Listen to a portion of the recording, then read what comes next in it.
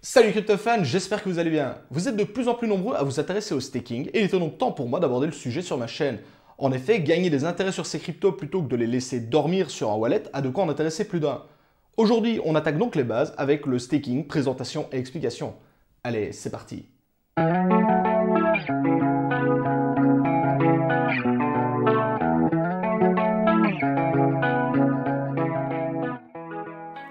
Le staking, également appelé Proof of Stake ou en français preuve d'enjeu, désigne un mécanisme de validation de la blockchain utilisé par certains coins.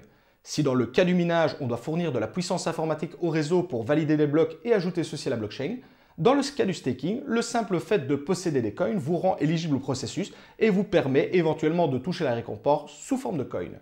Et contrairement au minage, ici pas besoin d'une machine qui coûte un prix dingue, qui consomme autant qu'un chauffage en hiver ou qui fait un bruit d'avion au décollage. Suivez mon regard.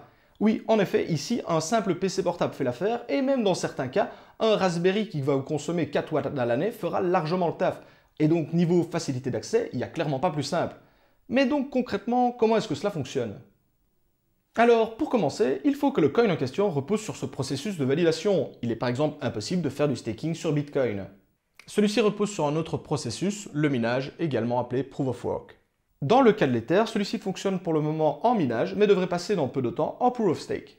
Alors attention ici si vous êtes nouveau dans la crypto, mais j'imagine que comme beaucoup, on vous a parlé que cette année, ce serait l'année du passage en Proof of Stake de l'Ether.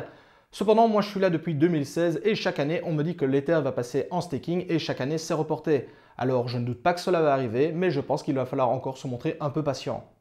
Mais pour d'autres coins, ceux-ci reposent déjà sur ce principe de fonctionnement et il est donc possible de staker vos coins et de toucher des intérêts sur votre investissement.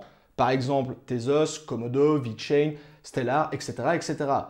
Cependant, il en existe tellement, je vous renvoie vers ce site dont je vous mets le lien en description pour les connaître tous.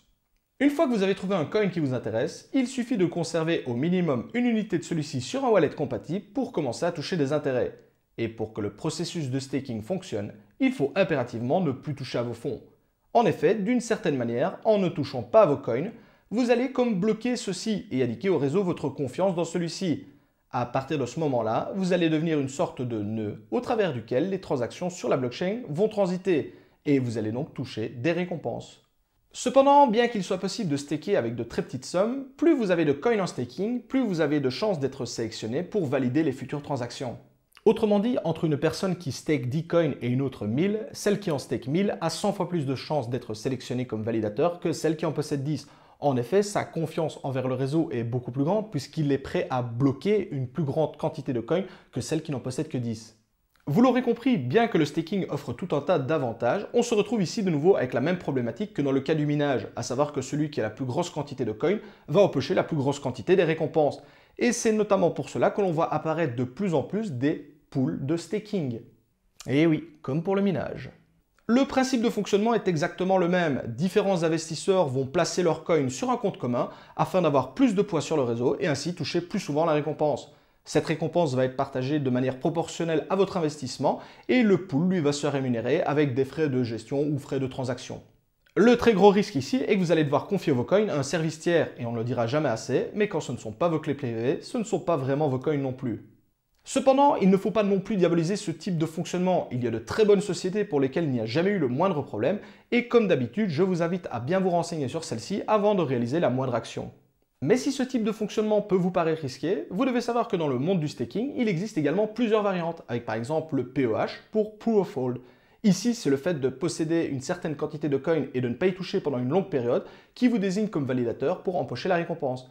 Et plus vos coins seront anciens, et par anciens je veux dire des coins que vous n'avez pas touchés pendant une longue période, plus vous avez de chances d'être sélectionné comme validateur et ainsi empocher la récompense. Mais la variante qui nous intéresse le plus, c'est le Depose pour Delegate Proof of Stake, où comme pour le staking, c'est le fait de posséder une certaine quantité de coins qui nous rend éligible à la récompense. Mais contrairement au staking classique, les nœuds validateurs sont désignés à l'avance et vous avez la possibilité de leur déléguer vos fonds pour participer à ceux-ci. En contrepartie, vous touchez les récompenses et l'énorme avantage est que vos coins restent bien au chaud sur votre wallet. La sécurité est donc quasi maximale et on comprend donc facilement pourquoi le Depose a actuellement très fortement le vent en poupe. En parlant de sécurité, n'oubliez pas qu'il est possible de staker directement à partir de votre ledger et si vous n'en possédez pas encore un, je vous invite à passer par le lien en description pour en acheter un et profiter ainsi d'une petite réduction sur celui-ci. Bon, arrivé jusqu'ici, j'ai pas encore abordé la question intéressante et il est donc temps d'y passer. Et au fond, Combien ça rapporte? Eh bien, pour le staking, le retour sur investissement est généralement compris entre 1 et 50%, ce qui de prime abord peut sembler relativement peu. Surtout si vous jouez avec des masternodes à plus de 500% de ROI. Mais en contrepartie, l'investissement autre que l'achat des coins est quasiment nul. Pas de VPS alloué, consommation extrêmement faible, pas besoin d'être un génie de l'informatique pour se lancer dans le staking, et la maintenance et la surveillance sont réduites au strict minimum. Attention également que quand je parle de ROI, celui-ci s'exprime toujours sous forme de coin et non pas d'investissement en euros. Autrement dit, si vous avez par exemple 100 coins avec un ROI de 6%, en fin d'année, vous aurez gagné 6 coins et vous aurez donc 106 coins au total, dont la valeur pourra avoir augmenté comme diminué, mais vous aurez quand même 106 coins. Et en parlant justement de gains, ceux-ci peuvent avoir lieu plusieurs fois par jour ou uniquement quelques jours par mois. En effet, il faut attendre la fin d'un cycle complet pour toucher la récompense, et cela dépend uniquement du coin que vous avez sélectionné. Ne vous étonnez donc pas de ne pas toucher directement des gains une fois que vous aurez déposé les coins sur votre wallet. Et concernant le blocage des coins sur votre wallet, vous devez savoir que vous pouvez les déplacer à n'importe quel moment. À partir du moment où vous déplacez vos fonds, effectivement le staking s'arrête, mais vous avez toujours 100% la main sur votre investissement. Vous pouvez par exemple faire du staking pendant une semaine et ensuite vendre la totalité des coins le jour suivant, il n'y a aucun problème. En conclusion, le staking apporte tout un tas d'avantages très intéressants. Le premier étant de faire travailler vos coins pour générer des intérêts plutôt que de les laisser dormir bêtement sur un wallet. La mise en place est plutôt simple et demande nettement moins de connaissances que le minage ou les masternodes. De plus, aucun matériel supplémentaire n'est nécessaire, les dépenses sont donc réduites au strict minimum. Autre point très intéressant selon moi, c'est le fait que le staking se marie très bien avec le minage ou les masternodes. Sur certains coins, on a une combinaison de ces différentes fonctions et il y en a donc pour tous les goûts. Mais en contrepartie, vouloir staker avec très peu de coins sur de très gros projets n'a que peu d'intérêt car vos chances de toucher la récompense vont être infimes. Il faudra alors rejoindre un pool de staking avec tous les risques que cela comporte. Sauf si vous êtes sur un coin en dépose forcément. De plus, pour certains projets, le billet d'entrée est relativement élevé. Par exemple, dans le cas de l'Ether, on parle de 32 Ethers minimum pour être éligible au staking, ce qui n'est clairement pas à la portée de n'importe qui. Il est donc facile de deviner que dans un futur proche, plusieurs services vont vous proposer de cumuler vos Ethers avec d'autres personnes pour être éligible au staking de ceux-ci. De mon côté, j'apprécie énormément le staking car il me permet à moindre frais de faire grossir mon capital crypto plutôt que de laisser dormir mes coins bêtement sur un wallet. C'est donc à mes yeux une technique supplémentaire pour générer des intérêts ou une sorte de revenu passif. Vous voyez cela comme vous voulez. Il ne faut donc pas voir le staking comme une technologie révolutionnaire et nouvelle, mais plutôt comme une technologie alternative qui se mixe à merveille avec les autres méthodes de validation.